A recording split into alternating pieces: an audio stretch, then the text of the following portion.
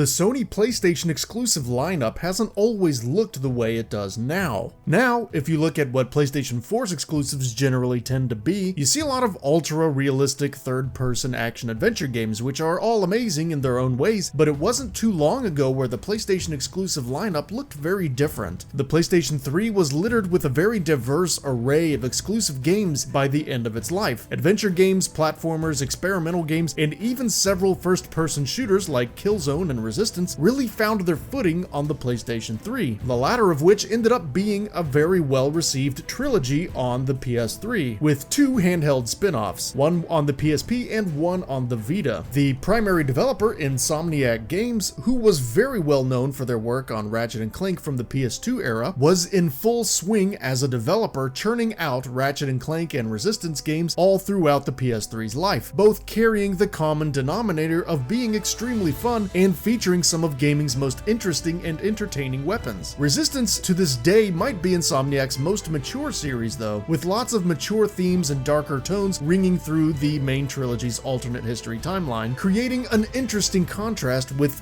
the studio's other work. All 3 of the mainline Resistance games reviewed and sold quite well and cultivated a healthy online audience, especially with Resistance 2. So what happened? Why haven't we seen any word of a 4th game in the series in so many years? What the hell happened to Resistance? Resistance certainly started out with a bang. The first game featured many great weapons and a very interesting plot of allied forces fighting against an insect-like extraterrestrial species who would be called the Chimera from taking over Europe in the 1950s. The marketing was a snap as the skull of said Chimera was quickly turned into an unmistakable image synonymous with the series. The gameplay featured a unique mix of traditional World War II style weapons and alien weapons that had more in common with guns that you might see in a Halo game than any other game based in the 1950s, and this kept things infinitely interesting throughout the main campaign. Another excellent addition that Resistance had to offer was its massive multiplayer that could house up to 40 players at once, offering a sheer amount of chaos that few other shooters offered at the time, at least on console. The online mode was supported well after launch, with multiple map packs and other DLC content being rolled out for years after the launch. These basic tenets continued into the second game that had a comparable story but with even better online modes that had one of the PS3's best co-op experiences ever. Most of the weapons from the first game's multiplayer were back, as well as a few additions, and servers for this mode were active well into the current decade and made it all the way to 2014 before they were shut down. Resistance 3 was perhaps the best game in the series though, with much more focus on narrative and story, and had what was easily the best campaign in the series. The multiplayer was a little more on the generic side this time around, but still rounded out the game and the series quite nicely. So it's no surprise that the Resistance series did quite well and to this day has a pretty dedicated fan base. Like I touched on before, Insomniac really lived up to their name by being straight up workaholics for the last 15 years. Countless quality games have been produced out of that studio, and one can't really blame them for wanting to move on from any given franchise. The first game was a launch window game for the PS3 and really sold quite well, so a sequel or even a trilogy weren't too out of the ordinary for something that successful. But that doesn't necessarily mean the studio behind it is going to want to continue with it forever. We see this all the time with developers. Once 3 or 4 great games are out in a franchise, it's only natural for the developers to want to stretch their legs creatively and try something else, as Guerrilla Games did with Horizon Zero Dawn and Naughty Dog did with The Last of Us. Insomniac Games CEO Ted Price did tell Games Radar in an interview a few years back, "We decided to bring Resistance to a conclusion when we looked ahead and realized that Resistance 4, while possible and something we seriously considered, wasn't going to be the right game for us at that time." This does make sense, as Resistance 3 was certainly the pinnacle to what 1 and 2 were ultimately getting at, both thematically and stylistically. Insomniac's success as a studio was probably what happened to Resistance. The team had been working on excellent projects like Sunset Overdrive, a Ratchet & Clank reboot, and now what appears to be their best work with Marvel's Spider-Man. With a team this busy expanding their reach this much, it makes sense that they wouldn't want to go backwards in any way. Will the series carry on without Insomniac though? I think that's entirely possible, with fans of the previous games still not even close to giving up hope for a new one and still expressing interest on a regular basis, and Sony already showing their willingness to move on without the original team at the helm with the PlayStation Vita's Burning Skies. I think it's safe to say that the series will make a return one day. day, so the question really is when it will make its return. Perhaps Insomniac isn't out of the picture though.